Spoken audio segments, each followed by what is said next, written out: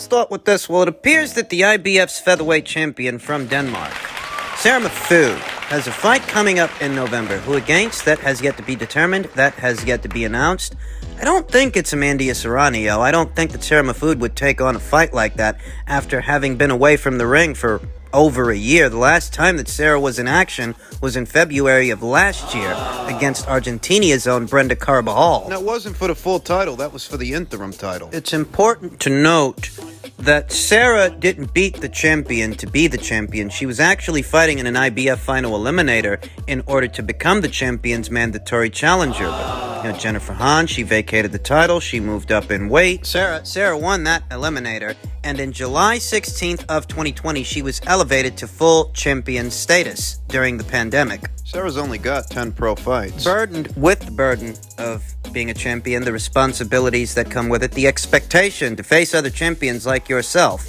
That's what Sarah's got on her plate, but the reality is... Grim reality of it. Mahfoud is the least experienced champion of the 3 world champions that reign, that preside over today's featherweight division. She's less experienced than Erica Cruz and far less experienced than Serrano. In that way, Mahfoud is the weakest link at 126 pounds as far as the belt holders go, and that's not an indictment on her. It's not a knock on her. It's just the reality of it. It's just the truth. Serrano became a champion at this weight by beating Heather Hardy for the WBO and forcing Jelena Marjanovic to vacate the WBC title, as Amanda was her mandatory. WBC made a champion her mandatory. Dubious, I know, but that's the way it all broke down. That's the way it happened. And when it came time to pay the piper, Jelena Marjanovic chose to vacate the title. She hung on to her WBA title, which she subsequently went on to defend against Erica Cruz, and Erica Cruz beat her. That's how Erica became a champion. That was on Ring City, USA, and in that way, Erica Cruz beat a champion in order to be a champion, whereas Sarah really can't say the same. Sarah was elevated to that position. It's for this reason, and that year-long stint of inactivity, that I doubt she'd hop right back into action against someone as dangerous as Serrano in November. Whoever she's facing, I can only imagine it's a tune-up kind of opponent, someone to help her shake off the cobwebs and the ring rust. That, and it's in Denmark. It's not here in the States. It's nowhere near Serrano's neck of the woods. It's in Mahfoud's neck of the woods. She needs a tune-up. She sorely needs one. She sorely needs more experience as a professional, more experience as a champion. She has yet to rack up a single title defense since having become this division's IBF champion. I don't think she'll be facing Amanda no time soon. Not November anyways. No, if I had to guess, I think Erica Cruz would end up unifying titles with Serrano long before Mahfoud would, and it's not even a guarantee that Erica does meet Amanda in the ring, so much as, if it's gonna happen, I think it'll be Erica before it's Sarah. The silver lining here is that at least Mahfoud is ending this stint of inactivity. She's gonna be back in action November 6th in Denmark. And she's gonna give somebody the opportunity to win that belt from her. It's about time, because she's been sitting on it since she got it. I'm positive it's going to be a pedestrian-level opponent that she faces. Some Chinese woman. I don't think they're going to throw Sarah in there with the Wolves. Not just yet. We'll keep you posted on who it is she is fighting once that information is made available. In women's super featherweight news, I thought it necessary to post this tweet from none other than Mikaela Mayer, reigning WBO super featherweight champion, because I have to correct myself. In my previous video, we talked about the upcoming Hamadouche unification match she's supposed to be having, and she's having that fight November 5th. November 5th, the day before Canelo versus Plant. On November 6th. In my previous video, I made the mistake of stating that Mayer versus Hamadouche was going to be happening the day before Crawford versus Porter. Crawford versus Porter happens in November, but much later on in the month, towards the end of it. Whereas this fight, this unification match, takes place the day before Canelo versus Plant. And that's going to be some weekend. It's going to leave us with a lot to think about on Sunday morning. Mayer versus Hamadouche won't disappoint. Because even if Mikaela Mayer wants to slow the fight down and make it a fight of finesse, Hamadouche won't let her. Hamadouche is going to push the pace and try to make this a brawl. And one way or another,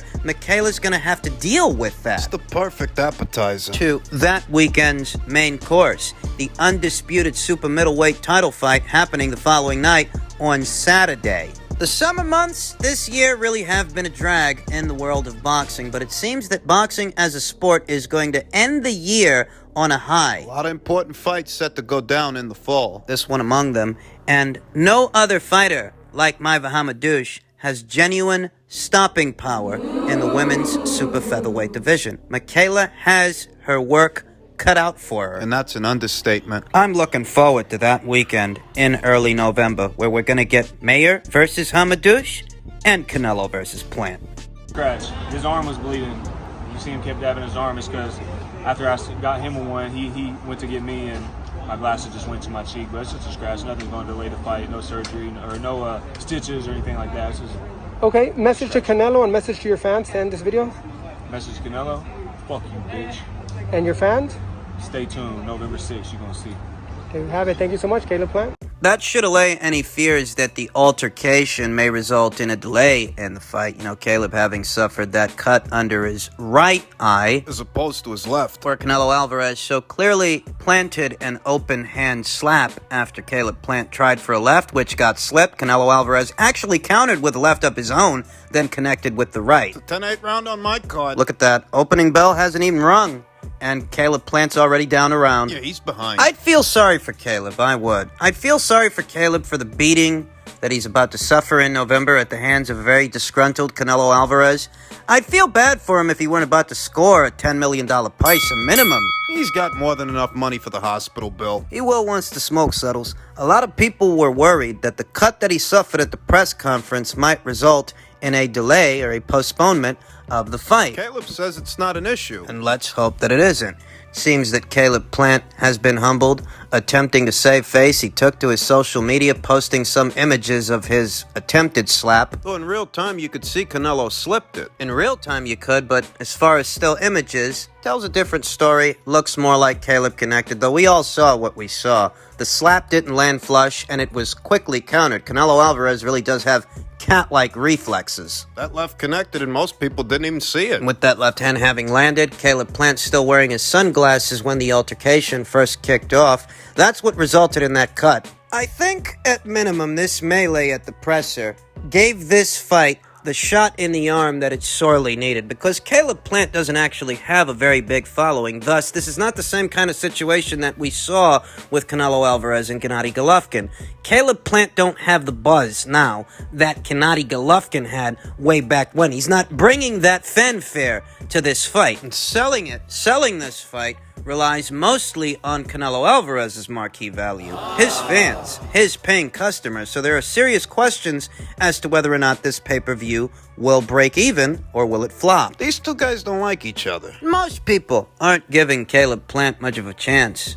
Emerging the victor in this situation, they're not. But just seeing how everything went down this afternoon, it does get people buzzing. It does get people excited. Boxing Twitter was having a lot of fun with this, myself included. It's all over the place now. That viral response by way of social media perhaps could lend itself to the pay-per-view's buy rate, help to get the casual audience interested, not because Caleb stands much of a chance, but because they want to see how bad Canelo's going to beat this guy up. He already drew first blood. Men's lightweight news. Greg Rosenstein tweeted, just spoke with Teofimo Lopez, who tells me his title fight with George Kambosos Jr. isn't moving off October 4th like Triller wants. The date is not changing. We're standing firm on it. This just shows you how unorganized they are. Says his team will take legal action if needed. And at least the Lopez people aren't taking this lying down. They've wasted enough time on this fight. This is the best decision they've made in a while. This isn't the first time dissension has reared its ugly head in reference to Team Lopez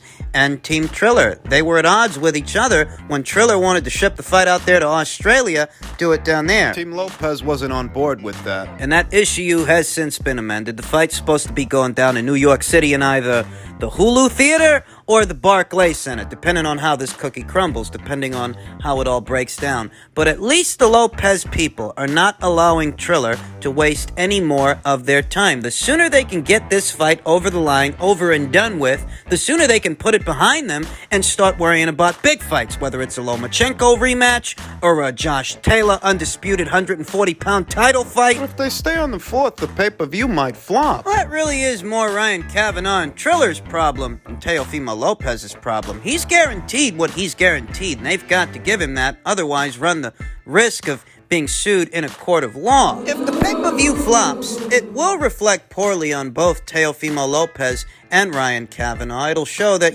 Triller, as far as boxing goes, they don't know what they're doing, and that Teofimo doesn't have as much marquee value as he thinks he does. So it's not without its consequences if the pay-per-view flops. It's not without its repercussions if they don't move it. Do you really want to compete with Monday Night Football the same week as Wilder versus Fury 3? If you do, there's gonna be consequences. Jumping into bed with these people has created a very big mess for Teofimo Lopez that is hard to clean up. On one end, I understand him wanting to just get this over with. And on the other end, I understand Triller wanting to move the fight because you don't want to have to compete with Monday Night Football the same week as Wilder versus Fury 3. You don't. But if you're Lopez, you want to put this behind you. The sooner you do, the better. You made a mistake. It's a mistake you can learn from moving forward. But at this point, you just want to get this over with. So you can get back to planning big fights. Because this ain't a big fight. There was more buzz around the fight's purse bid than the actual fight itself. There's no buzz around the actual fight, and they gotta know that. Nobody expected that it would take this long to get this very ordinary run-of-the-mill fight over the line. Nobody expected it would consume this much of the year, consume this much time. Team Lopez, they're not the only ones that are disgruntled. Team Kambosos is disgruntled as well, per tweet from Dan Rafael. Not only does Team Kambosos push back on the effort to change the fight date again, but it's also getting backing from the IBF, which slaps down Triller over contract issue and says it will declare it in default if Triller doesn't handle it. You'd think they might default on this thing. At this point, that might be the smartest thing for them to do. Triller can't seem to handle this situation. They can't seem to handle this fight. It's a very ordinary fight. As far as Triller's contribution to boxing, you're talking about circus fights, you're talking about old man fights. This is one of the few legitimate fights with legitimate active boxers they've had to orchestrate, and you see how many problems it's given them. Even more disturbing is that they're talking about rescheduling the Oscar De La Hoya versus Victor Belfort fight. I came across this news, and it was worrying because it seems like they're really committed to delivering this fight. And if they're committed, they have commitments. They want to do De La Hoya versus Belfort Thanksgiving weekend. They still want to do that fight. It gives you the impression that behind the scenes, behind the curtain, Oscar De La Hoya is very much in bed with Triller, and Golden Boy Promotions might be as well. Golden Boy Promotions, whose deal with DAZN is set to be up this year. I don't think they should go to Triller. I mean, look at the clusterfuck that Lopez versus Kambosos Jr. has become. Very simple fight. Ryan Kavanaugh's talking about sending Holyfield back out there. He said, hopefully I think Holyfield will end up fighting someone again. Hopefully people see as better suited, whether it's Tyson or someone like that. I mean, this is what Triller is in the business of so far as boxing. Circus fights, freak shows. This is their contribution. This is what they have to offer the sport of boxing. I don't think the people at Triller are adequately equipped to handle an entire stable of fighters. I mean, even with Golden Boy Promotions staff on board. Even with Eric Gomez and Roberto Diaz and all those good people over there at Golden Boy Promotions, you're still relying on Triller to keep up their end of the bargain, pull their own weight as far as what happens moving forward, if you move forward with them. And I don't think those guys over there at Triller are on stable ground. I really hope the people over there at Golden Boy Promotions haven't already entered into some deal. Hey, they seem really committed to that De La Hoya versus Belfort fight. And finally, in men's light heavyweight news, Joe Smith Jr. was hospitalized overnight. Joe DeGuardia tells ESPN he's still in bed, he's not doing too well, he's trying to recuperate. Worrisome because he was very, very ill. That's right. The newly crowned reigning WBO champion, his upcoming October 30th bout with his mandatory challenger, Umar Salimov, that has been postponed. Apparently, Joe Smith Jr. has fallen ill, very ill, and the worry is that symptoms moving forward may stay with him. Long COVID, like what Rachel Ball suffered when she was diagnosed with the virus. It's been almost a year since Rachel Ball had a fight. That's right, it's been that long. She was last in action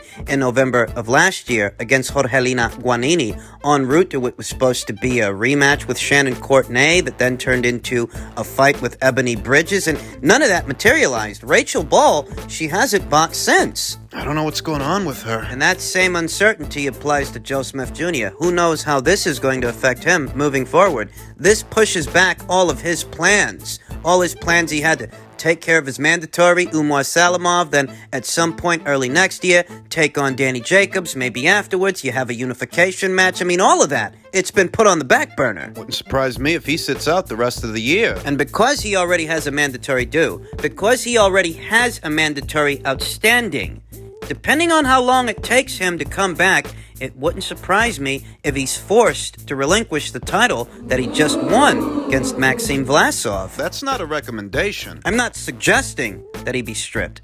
I'm entertaining a scenario where that could happen depending on how long it takes him to return. Because right here and now, the news is fresh, and we just don't know. What we do know is that he's very ill. It's taken some people weeks to recover from this thing. So how long is it going to take Joe before he's not just recuperated, but fighting fit and able to train? It wouldn't surprise me at all if we don't see this guy again for the rest of this year. I wish Joe Smith Jr.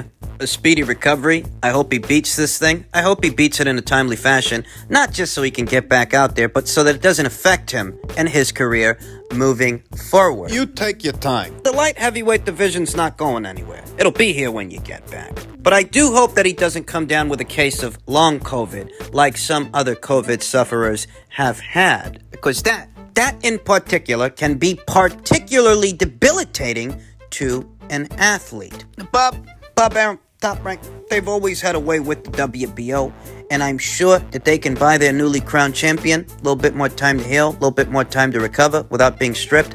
I just wonder how much time he's going to need, and I reiterate, the news is fresh. So right now, we don't know. Well wishes to Joe Smith Jr. and get well soon.